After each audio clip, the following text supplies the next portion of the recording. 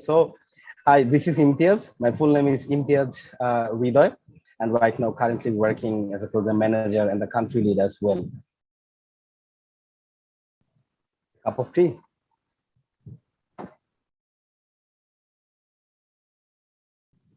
It is not good because I think the place is quite small. So Cox's Bazar is not a very big district we call. So it's a very small district.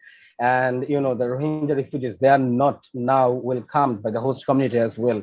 Because like 4 years before, some of the host community people, they welcomed Rohingya refugees because they are Muslims. But right now, it's still a lot of political issues is ongoing.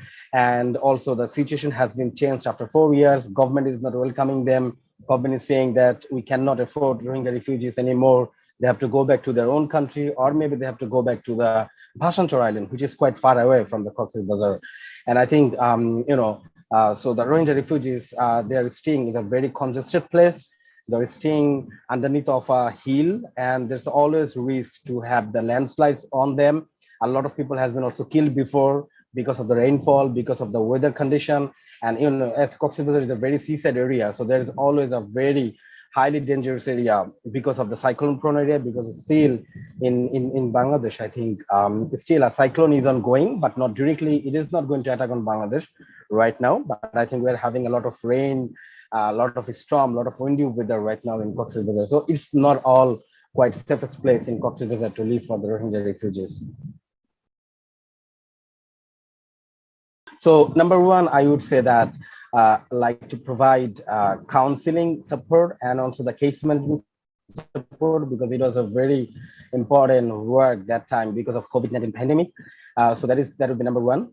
And the second one would be like to provide small level of funding to the local organization, to taste or to pilot our projects that time, like what could be work in the COVID-19 things and how we can protect the children.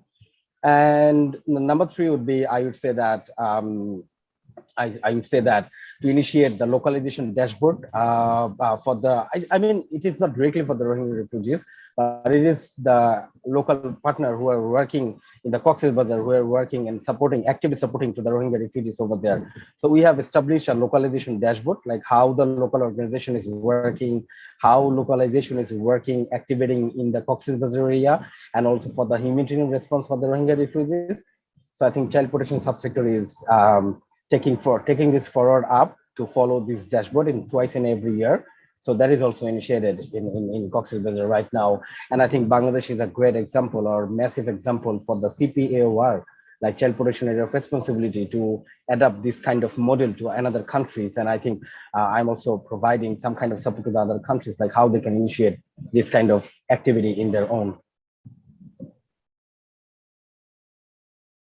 So basically, this is like the child-friendly spaces are from our comic relief project. So because in the camp there isn't any open field or open area that children can play.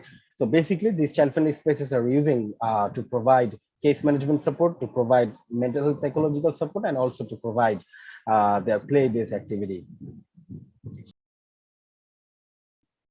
My dream is that in Bangladesh we have 64 districts, so we should have our operation in 64 districts as well.